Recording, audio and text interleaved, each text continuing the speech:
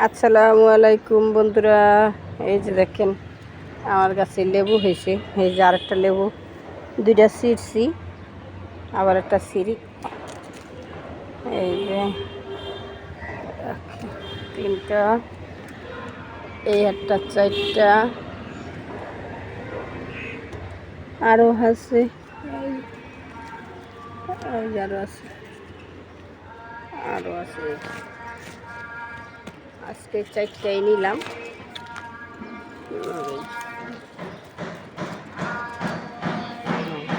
আবার এই যে ফুল আসতেছে, বুঝছেন? ভালো থাকবেন সবাই, আল্লাহ হাফেজ। এই যে দেখছেন লেবু গাছ, এখন আবার নতুন করে ফুল আসতেছে। এই যে ফুল।